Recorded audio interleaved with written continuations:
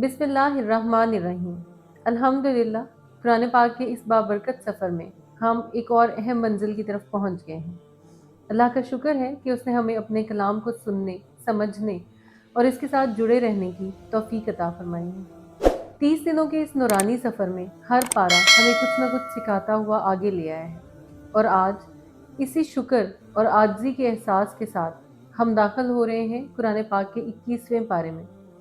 आइए दिल को हाजिर करें और इस पैगाम को समझने के लिए खुद को तैयार करें, जो इंसान को याद दिलाता है कि असल कामयाबी हिदायत के रास्ते पर कायम रहने में है। इस बारे में सूरह अनकबूत की बकिया आयात, सूरह रोम, सूरह लुकमान और सूरह सजदा मुकम्मल है, और सूरह अहज़ाब का भी इब्तदाई हिस्सा है। पारे का आगाज़ कुरान मजीद के तिलावत और इकामत सलात के हुक्म से हुआ। बताया गया कि नमाज बेहयाई और बुराई से रोकती है। फिर अहले किताब का जिक्र हुआ। कहा गया कि उनसे बहस मुबाहिसा एहसन तरीके से करो। ये किताब अल्लाह ने नाजिल की, उसका इनकार सिर्फ काफिर और जालिम ही करते हैं। ये भी फरमाया कि इससे पहले आप ना किसी किताब की तिलावत करते थे, ना लिखते थे, जो ये कुफार शक में मुब्तला हो रहे हैं। ये अल्लाह की वाज़ेह निशानियाँ हैं जो अहले इल्म के सीनों में महफूज हैं। कुफार नबी करीम सल्लल्लाहु अलैहि वसल्लम से हमा वक्त निशानी या किसी मुहय्यरुल अक्ल मुअज्जा का मुतालबा करते थे। चुनाचे जवाब दिया गया कि क्या ये किताब जो आप पर नाजिल की गई है काफ़ी नहीं है? इससे बड़ी निशानी क्या हो सकती है? ये ईमान वालों के लिए बायसे हिदायत और रहमत है। कुफार अजाब की भी जल्दी करते थे। इस पे फरमाया गया, जहन्नुम काफरों का अहाता किए हुए है, हर नफ्स को मौत का मजा चखना है, सब लौटकर अल्लाह ही की तरफ जाएंगे, मोमिनीन के लिए वहाँ जन्नत तैयार है। फिर कुफार से मुतल्लिक ये बताया कि ये अल्लाह को खालिक के कायनात मानते हैं, लेकिन फिर भी तौहीद पर ईमान नहीं लाते, क्योंकि अकल इस्तेमाल नहीं करते। ये दुनिया की ज़िंदगी तो महज खेल तमाशा है, असल ज़िंदगी तो आखिरत की है। फिर कुफार को मलामत की गई कि अल्लाह ने उनके लिए हरम को अमन वाला बनाया, लेकिन ये नाशुक्रे हैं। अल्लाह पर झूठ बांधने वाले से ज़्यादा जालिम कौन हो सकता है? ऐसों का ठिकाना जहन्नुम है। अलबत्ता अल्लाह की मार्फत और गुर्बत की खातिर जहाद और कोशिश जारी रखने वालों को अल्लाह ताला ज़रूर अपने रास्ते की हिदायत देते हैं। बेशक अल्लाह मोहसिनीन के साथ है। सूरह रोम। इस सूरत की इब्तिदा रोम की फारस पर फतह की पेशगोई से हुई। साथ ही मुसलमानों को ये खुशखबरी सुनाई गई कि इस दिन मुसलमानों को भी फतह की खुशी मिलेगी। फिर कुफार का जिक्र हुआ कि ये दुनिया की ज़िंदगी के बारे में थोड़ा बहुत जानते हैं और आखिरत से गाफिल हैं। इनको चाहिए कि गौर व फिक्र करें और ज़मीन में फिर कर पिछलों के इंजाम से इबरत हासिल करें। फिर क़यामत का जिक्र हुआ कि उस दिन कुफार के शुरका उनके काम नहीं आएंगे। उस दिन लोग दो हिस्सों में बढ़ जाएंगे, मुसलमान जन्नत में और कुफार अजाब में दाखिल किए जाएंगे। इसके बाद अल्लाह की कुदरत की बाज़ निशानियाँ जिक्र की गईं। मुर्दा को जिंदा से और जिंदा को मुर्दा से निकालना, इंसान को मिट्टी से बनाना, इंसानों के जोड़े बनाना और उनके दरमियान बाहमी मोहब्बत और मुवद्दत डालना, आसमान और ज़मीन, इंसानों के दरमियान इख्तलाफ रंग और ज़ुबान, दिन और रात, बिजली और बारिश, और इससे मुर्दा ज़मीन का ज़िंदा होना वगैरह। ये सब देखने, सुनने और अक्ल वालों के लिए निशानियाँ हैं। फरमाया कि कायनात में सब अल्लाह के फरमाबरदार हैं। उसी ने एक मर्तबा पैदा किया, वही दोबारा भी करेगा। ये काम उसके लिए बहुत आसान है। फिर हुक्म हुआ कि खालिस अल्लाह की इबादत करो, नमाज कायम करो और मुशरिकीन के ज़ुमरे में शामिल ना हो। यानी नमाज फ़र्क है मोमिन और काफिर में, इसीलिए तमाम अमाल में सिर्फ उसी का जिक्र हुआ। ये भी बताया कि इंसान पर जब मुश्किल पेश आती है तो अल्लाह को पुकारता है, लेकिन जब अल्लाह मुश्किल दूर कर देता है तो वो उससे फिर मुंह फेर लेता है। इसके बाद कराबतदारों, मिस्कीनों और मुसाफिरों का हक अदा करने का हुक्म हुआ। साथ ही ये भी वाज़ेह किया कि सूद की अल्लाह के यहाँ कोई हैसियत नहीं, अलबत्ता ज़कात से माल बढ़ता है। ये भी मुराद हो सकता है कि ये अजर को बढ़ाती है। अल्लाह ही खालिक है, वही राज़िक है, वही मौत के बाद दोबारा ज़िंदा भी करेगा। तुम्हारे माबूदों में से ये काम कोई कर सकता है? फिर बताया कि इंसानों के अमाल के सबब ज़मीन में फसाद बर्पा हो गया है। हुक्म हुआ कि अपने आप को सीधे दीन पर कायम कर लो, इससे पहले कि वक्त गुजर जाए। फिर क़यामत का जिक्र हुआ कि उस दिन मुजरिम कहेंगे, हम तो महज 1 घंटा कब्रों में रहे, लेकिन अहले इल्म ईमान कहेंगे कि तुम रोज़े हश्र तक रहे, और आज वो दिन आ गया है जिसका वादा था। उस दिन किसी की माजरत काम नहीं आएगी। बस सब्र करें, अल्लाह का वादा सच्चा है। सूरह लुकमान। اس کا آغاز قرآن مجید کے ذکر سے ہوا جو محسنین کے لیے ہدایت اور رحمت ہے۔ محسنین کی صفات یہ بتائیں کہ نماز قائم کرتے ہیں، زکوٰۃ دیتے ہیں اور آخرت پر یقین رکھتے ہیں۔ چنانچہ وہی لوگ ہدایت یافتہ اور کامیاب ہیں جو ان کا اہتمام کرتے ہیں۔ پھر اللہ کی قدرت کا ذکر کیا کہ اس نے آسمان بغیر ستون کے بنائے، زمین کا توازن برقرار رکھنے کے لیے پہاڑ بنائے، آسمان سے پانی برسایا۔ اس کے بعد حضرت لقمان کا ذکر ہوا کہ ان کو اللہ نے حکمت کی دولت سے نوازا۔ ان کی اپنے بیٹے کو کی گئی نصیحتیں بیان کی گئی، جن میں سر فہرست شرک سے اجتناب کی تلقین کی۔ اس کے بعد والدین کے حقوق کا ذکر ہے کہ ان کا شکر گزار ہونا چاہیے، شرک اور اللہ کی نافرمانی کے علاوہ ان کی اطاعت کرنی چاہیے۔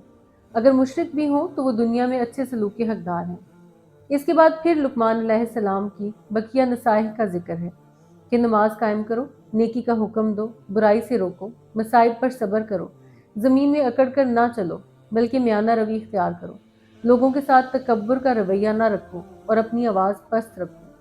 پھر کفار کا ذکر کیا کہ یہ اللہ کے بارے میں بلا دلیل جھگڑا کرتے ہیں اور اللہ کے نازل کردہ احکام کی پیروی کی بجائے آباء و اجداد کی تقلید کو اہم سمجھتے ہیں۔ ساتھ یہ بھی بتا دیا کہ شیطان ان کو عذاب کی دعوت دے رہا ہے۔ اللہ کے کلمات کی وسعت بیان کی گئی کہ زمین میں موجود تمام درخت اور سمندر بھی ان کو لکھنے سے قاصر ہیں۔ آخر میں اللہ اور روز آخرت سے ڈرنے کی تلقین کی گئی کہ اس دن کوئی کسی کے کام نہ آئے گا۔ نیز یہ بھی بتایا کہ اللہ ہی کے پاس قیامت کا علم ہے، وہی بارش نازل کرتا ہے، جس کو اس دنیا میں آنا ہے اس کو بھی جانتا ہے، آنے والے وقت کا کسی کو علم نہیں، کسی کو نہیں معلوم کہ وہ کل کیا کمائے گا، نہ یہ معلوم کہ وہ کس جگہ وفات پائے گا، یہ سب اللہ ہی کو معلوم ہے، وہ خوب جاننے والا ہے۔ سورہ سجدہ، اس کا آغاز بھی کتاب کے ذکر سے ہوا، نیز اللہ کی قدرت کی نشانیاں ذکر کی گئیں۔ فرمایا کہ اسی نے انسان کو بنایا اور دل، دماغ، آنکھیں اور کان دیے، لیکن شکر گزار بہت کم ہیں۔ یعنی ان آنکھوں، دل اور دماغ کو حق کی پہچان اور اس کی پرچار کے لیے استعمال نہیں کرتے، نہ ہی مخلوق کا درد محسوس کرتے ہوئے عاقبت کی تیاری کرتے ہیں۔ پھر کفار کے اعتراض کا جواب دیا کہ تم مرنے کے بعد دوبارہ ضرور اٹھائے جاؤ گے اور اپنے رب کی طرف لوٹائے جاؤ گے۔ اس دن مجرم واپس دنیا میں جانا چاہیں گے لیکن کوئی فائدہ نہیں ہوگا۔ مومنین کی صفات بتائی گئیں کہ وہ اللہ کی آیات سن کر سجدہ ریز ہو جاتے ہیں، راتوں کو بستر چھوڑ کر اللہ کی عبادت کرتے ہیں۔ ان کے لیے اللہ کے پاس وہ کچھ ہے جس کا وہ اندازہ بھی نہیں کر سکتے۔ مومن اور کافر ہرگز برابر نہیں ہو سکتے۔ مومن کا ٹھکانہ جنت ہے جبکہ کافر کا جہنم ہے، جہاں سے وہ کبھی نہیں نکل سکے گا۔ اللہ تعالیٰ روز قیامت تمام معاملات کا فیصلہ فرمائیں گے۔ کفار کو پہلوؤں پر نازل ہونے والے عذاب سے عبرت حاصل کرنے کی طرف توجہ دلائی گئی ہے۔ آخر میں بتایا گیا کہ کفار سوال کرتے ہیں کہ قیامت کب آئے گی۔ ان کو جواب دیا کہ اس دن کفار کا ایمان لانا کام آئے گا، نہ ہی ان کو مہلت دی جائے گی۔ آخر میں نبی کریم صلی اللہ علیہ وآلہ وسلم کو حکم دیا گیا کہ آپ ان سے اعراض کریں اور انتظار کریں، وہ بھی انتظار کر رہے ہیں۔ سورہ احزاب، یہ مدنی سورہ ہے۔ اس بارے میں اس کی 30 آیات ہیں۔ آغاز نبی کریم صلی اللہ علیہ وآلہ وسلم کو مخاطب کر کے تقوی، کفار اور منافقین کی اطاعت نہ کرنے اور وحی کے اتباع کی تلقین سے ہوا۔ پھر حکم ہوا کہ متنبی کو یعنی کہ منہ بولے بیٹے کو ان کے اصل آبا کے نام سے پکارو، وہ حقیقی بیٹے نہیں بن سکتے، ان کے ساتھ کسی اور کے نام نہ لگاؤ، لہٰذا لے پالک اولاد کے ساتھ اپنا نام لگانے کی ممانعت ہے۔ نسب کسی حال میں نہیں بدلا جا سکتا۔ اس کے بعد بتایا کہ نبی کریم صلی اللہ علیہ وآلہ وسلم کا مسلمانوں پر ان کی جانوں سے زیادہ حق ہے، اور آپ صلی اللہ علیہ وآلہ وسلم مومنین کی جانوں سے بھی زیادہ ان کے قریب ہیں، جبکہ امہات المومنین مسلمانوں کی مائیں ہیں۔ نیز ارحام کا بھی ایک دوسرے پر حق ہے، یعنی رشتہ داروں کا ایک دوسرے پر بنسبت عام مومنین اور مہاجرین کے زیادہ حق ہے۔ اس کے بعد غزوہ احزاب کا مفصل تذکرہ کیا گیا کہ کس طرح اللہ تعالیٰ نے مسلمانوں کو مشکل صورتحال سے بچایا۔ ایسا وقت آ گیا تھا کہ جانوں کو خطرہ لاحق تھا، لیکن اللہ نے اپنا وعدہ سچ کر دکھایا۔ کفار کے دلوں پر رعب طاری کیا اور ایسی آندھی بھیجی جس نے ان کو بھگا کر دم لیا۔ نیز رسول اللہ صلی اللہ علیہ وآلہ وسلم کی اطاعت کا حکم ہوا اور بتایا گیا کہ ان کی ذات میں مسلمانوں کے لیے بہترین نمونہ ہے۔ یہ بھی بتایا کہ اللہ تعالیٰ صادقین کو ان کے صدق کا بہترین بدلہ دیں گے۔ البتہ منافقین کا معاملہ اللہ کی مرضی پر منحصر ہے، چاہے تو معاف کر دے، چاہے تو عذاب دے دے۔ آخر میں نبی کو حکم ہوا کہ امہات المومنین سے کہیں کہ اگر وہ دنیاوی زندگی کا مال و متاع چاہتی ہیں تو میں آپ کو کچھ دے دلا کر بھلے طریقے سے رخصت کر دوں، اور اگر اللہ، رسول اور آخرت کا گھر چاہتی ہیں تو اللہ کے محسنات کے لیے بڑا اجر تیار کر رکھا ہے۔ پھر امہات المومنین کو مخاطب کر کے فرمایا کہ اگر آپ میں سے کوئی بے حیائی کی مرتکب ہوئی تو اس کو دگنا عذاب دیا جائے گا۔ اور یوں قرآن پاک کے 21ویں پارے کا پیغام ہمارے دلوں تک پہنچا، اور ایک بار پھر ہمیں یہ احساس دلایا گیا کہ ہدایت کا یہ سفر دراصل انسان کے اندر کی تبدیلی ہے۔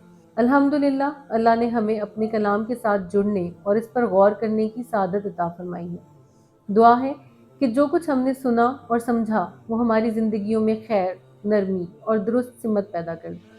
قرآن ہمیں بار بار یاد دلاتا ہے کہ کامیابی صرف جان لینے میں نہیں ہے بلکہ عمل اختیار کرنے میں ہے۔ اللہ سے دعا ہے کہ وہ ہمارے دلوں کو اپنی ہدایت پر قائم رکھے اور ہمیں اس سفر کو اخلاص کے ساتھ جاری رکھنے کی توفیق عطا فرمائے۔ اور اب اس بابرکت سفر کی اگلی منزل ہماری منتظر ہے۔ تب تک کے لیے اللہ حافظ۔